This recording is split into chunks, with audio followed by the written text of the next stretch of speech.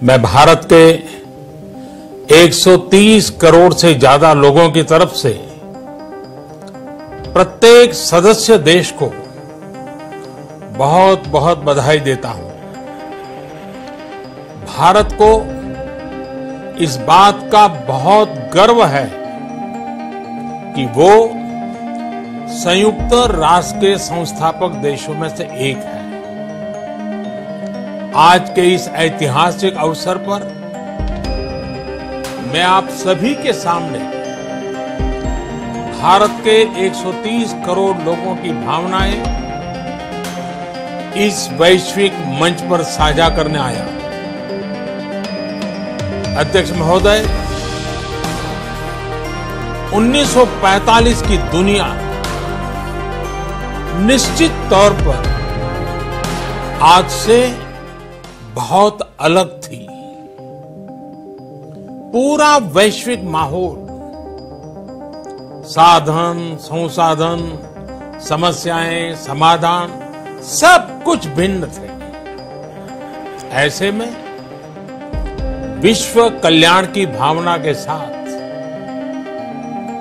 जिस संस्था का गठन हुआ,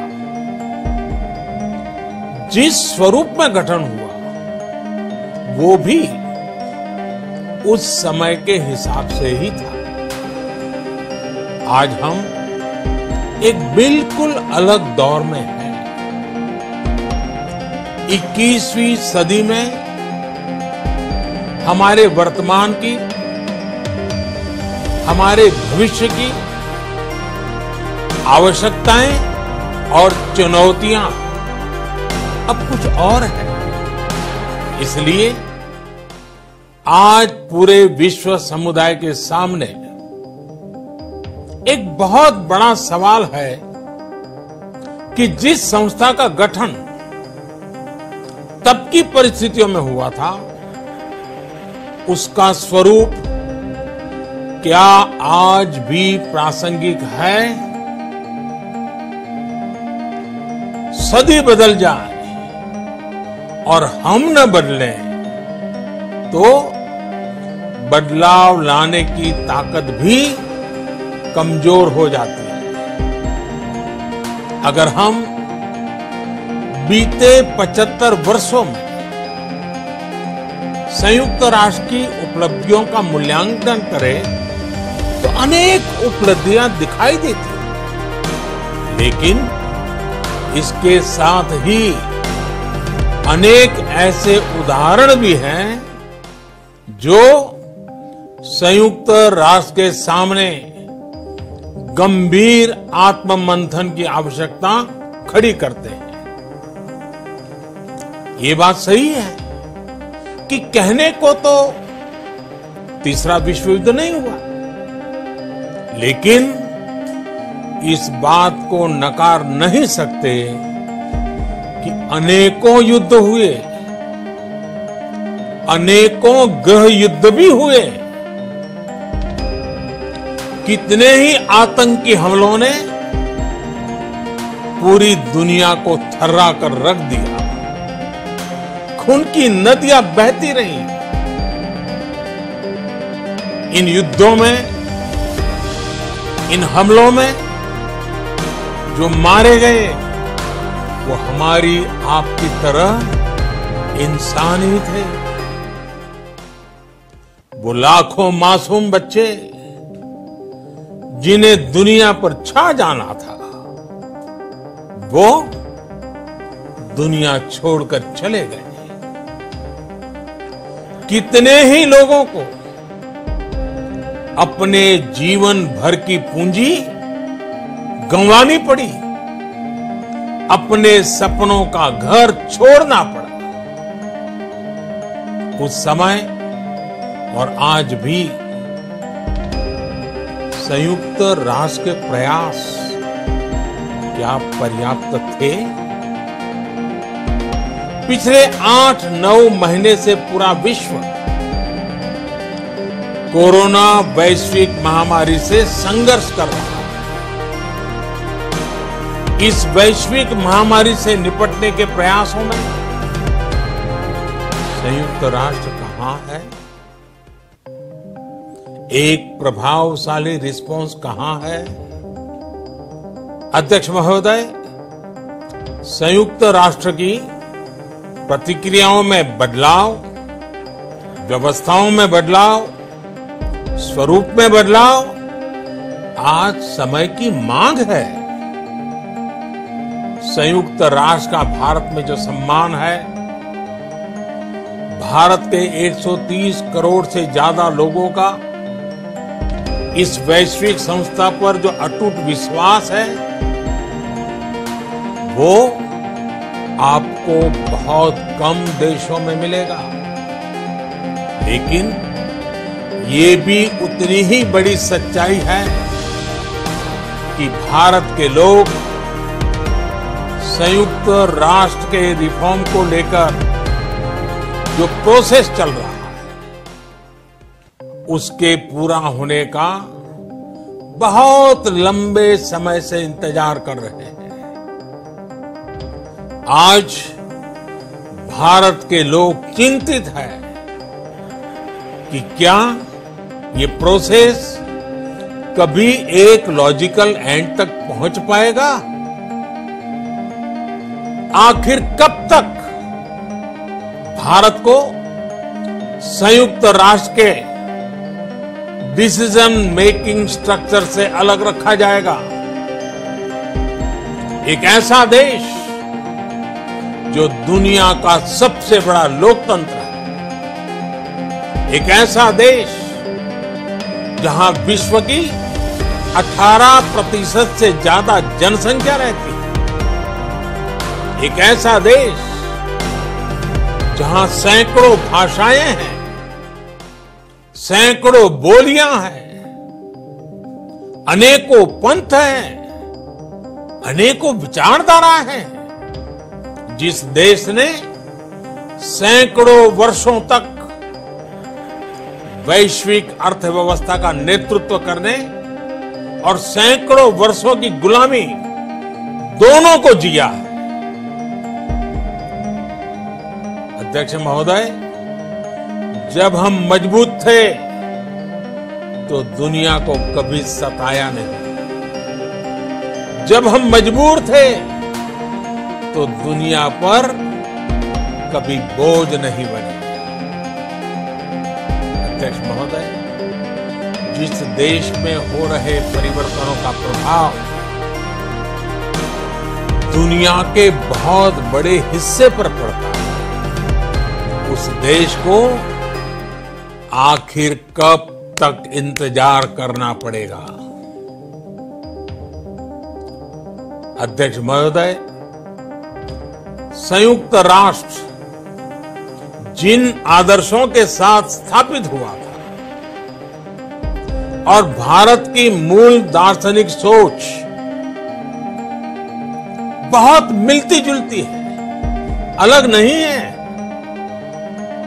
संयुक्त राष्ट्र के इसी हॉल में ये शब्द अनेकों बार गूंजा है, वसुधैव कुटुंबकम। हम पूरे विश्व को एक परिवार मानते हैं। ये हमारी संस्कृति, संस्कार और सोच का हिस्सा है। संयुक्त राष्ट्र में भी भारत ने हमेशा विश्व कल्याण को ही प्राथमिकता दी है। भारत वो देश है जिसने शांति की स्थापना के लिए लगभग 50 पीस कीपिंग मिशंस में अपने जांबाज सैनिक भेजे। भारत वो देश है जिसने शांति की स्थापना में सबसे ज्यादा अपने वीर सैनिकों को खोया है। आज प्रत्येक भारतवासी संयुक्त राष्ट्र में अपने योगदान को देखते हुए संयुक्त राष्ट्र में अपनी व्यापक भूमिका भी देख रहा है। अध्यक्ष महोदय, 2 अक्टूबर को international day of non violence और 21 जून को इंटरनेशनल डे ऑफ योगा, इनकी पहल भारत ने ही की थी।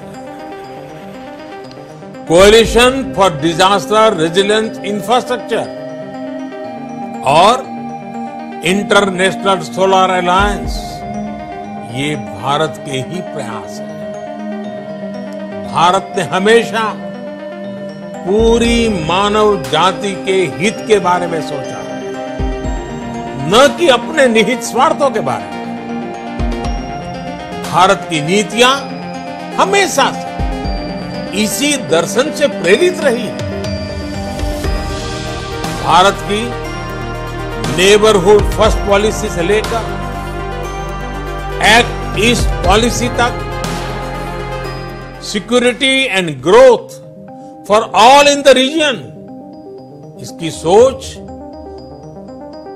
या फिर इंडो पैसिफिक क्षेत्र के प्रति हमारे विचार, सभी में इस दर्शन की झलक दिखाई देती है।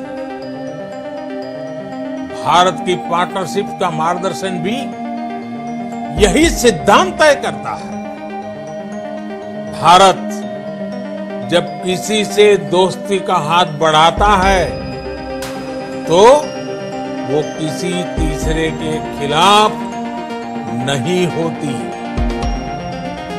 भारत जब विकास की साझेदारी मजबूत करता है तो उसके पीछे किसी साथी देश को मजबूर करने की सोच नहीं होती। हम अपनी विकास यात्रा से मिले अनुभव साझा करने में कभी पीछे नहीं रहते। अध्यक्ष महोदय, पैंडेमिक के इस मुश्किल समय में भी भारत की फार्मा इंडस्ट्री ने 150 से अधिक देशों को जरूरी दवाइयां भेजी हैं। विश्व के सबसे बड़े वैक्सीन उत्पादक देश के तौर पर आज मैं वैश्विक समुदाय को एक और आश्वासन देना चाहता हूं। भारत की वैक्सीन प्रोडक्शन और वैक्सीन डिलीवरी क्षमता पूरी मानवता को इस संकट से बाहर निकालने के लिए काम आएगी। हम भारत में और अपने पड़ोस में फेज 3 क्लिनिकल ट्रायल्स की तरफ बढ़ रहे हैं। वैक्सीन की डिलीवरी के लिए कोल्ड चेन और स्टोरेज जैसी क्षमता बढ़ाने में भी भारत सभी की मदद करेगा।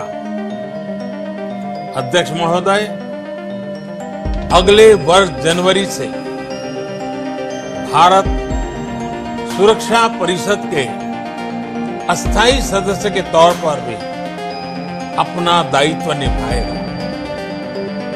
दुनिया के अनेक देशों ने भारत पर जो विश्वास जताया है, मैं उसके लिए सभी साथी देशों का आभार प्रकट करता हूं। विश्व के सबसे बड़े लोकतंत्र होने की प्रतिष्ठा और इसके अनुभव को हम विश्व हित के लिए उपयोग करेंगे। हमारा मार्ग जन कल्याण से जग कल्याण का है। भारत की आवाज हमेशा शांति, सुरक्षा और समृद्धि के लिए उठेगी। भारत की आवाज मानवता, मानव जाति और मानवीय मूल्यों के दुश्मन आतंकवाद, अवैध हथियारों की तस्करी, ड्रग्स, मनी लॉन्ड्रिंग के खिलाफ भारत की सांस्कृतिक धरोहर, संस्कार, हजारों वर्षों के अनुभव हमेशा विकासशील देशों को ताकत देंगे। भारत के अनुभव, भारत की उतार चढ़ाव से भरी विकास यात्रा विश्व कल्याण के मार्ग को मजबूत करेगी। अध्यक्ष महोदय, बीते कुछ वर्षों में रिफॉर्म, परफॉर्म, ट्रांसफॉर्म इस मंत्र के साथ भारत ने करोड़ों भारतीयों के जीवन में बड़े बदलाव लाने का काम किया। ये अनुभव विश्व के बहुत से देशों के लिए उतने ही उपयोगी हैं जितने हमारे लिए।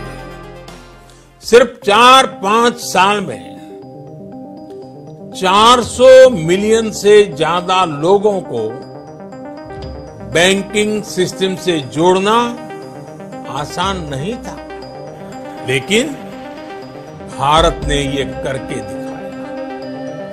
सिर्फ 4-5 साल में 600 मिलियन लोगों को ओपन डेफिकेशन से मुक्त करना आसान नहीं था, लेकिन भारत ने ये करके दिखाया। सिर्फ 2-3 साल में 500 मिलियन से ज्यादा लोगों को मुफ्त इलाज की सुविधा से जोड़ना आसान नहीं था, लेकिन भारत ने ये करके दिखाया। आज भारत डिजिटल ट्रांजैक्शन के मामले में दुनिया के अग्रणी देशों में है। आज भारत अपने करोड़ों नागरिकों को डिजिटल एक्सेस देकर एम्पावरमेंट और ट्रांसपेरेंसी सुनिश्चित कर रहा है। आज भारत वर्ष 2025 तक अपने प्रत्येक नागरिक को टीबी से मुक्त करने के लिए बहुत बड़ा अभियान चला रहा है। आज भारत अपने गांवों के 150 मिलियन घरों में पाइप से पीने का पानी पहुंचाने का अभियान चला रहा है। कुछ दिन पहले ही भारत ने अपने 6 लाख गांवों को ब्रॉडबैंड ऑप्टिकल फाइबर से कनेक्ट करने की बहुत बड़ी योजना की शुरुआत की है। अध्यक्ष महोदय, पैंडेमिक के बाद बनी परिस्थितियों के बाद हम आत्मनिर्भर भारत के विजन को लेकर आगे बढ़ रहे हैं। आत्मनिर्भर भारत अभियान ग्लोबल इकोनॉमी के लिए भी एक फोर्स मल्टीप्लायर होगा। भारत में आज ये सुनिश्चित किया जा रहा है कि सभी योजनाओं का लाभ बिना किसी भेदभाव प्रत्येक नागरिक तक पहुंचे। विमेन एंटरप्राइज और लीडरशिप को प्रमोट करने के लिए भारत में बड़े स्तर पर प्रयास चल रहे हैं। आज दुनिया की सबसे बड़ी माइक्रो फाइनेंसिंग स्कीम्स का सबसे ज्यादा लाभ भारत की महिलाएं ही उठा रही हैं।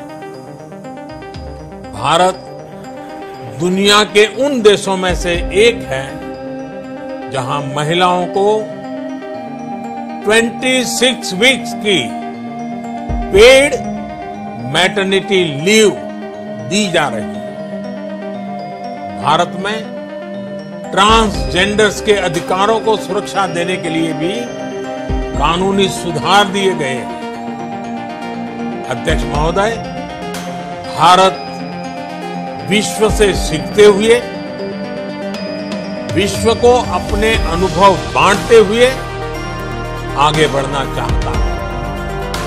मुझे विश्वास है कि अपने 75वें वर्ष में संयुक्त राष्ट्र और सदस्य सभी देश इस महान संस्था की प्रासंगिकता बनाए रखने के लिए और प्रतिबद्ध होकर काम करेंगे। संयुक्त राष्ट्र में संतुलन और संयुक्त राष्ट्र का सशक्तिकरण विश्व कल्याण के लिए उतना ही अनिवार्य है। आइए संयुक्त राष्ट्र के 75वें वर्ष पर हम सब मिलकर अपने आप को विश्व कल्याण के लिए एक बार फिर समर्पित करने का प्रण लें। धन्यवाद। ये लगभग 22 मिनट का प्रधानमंत्री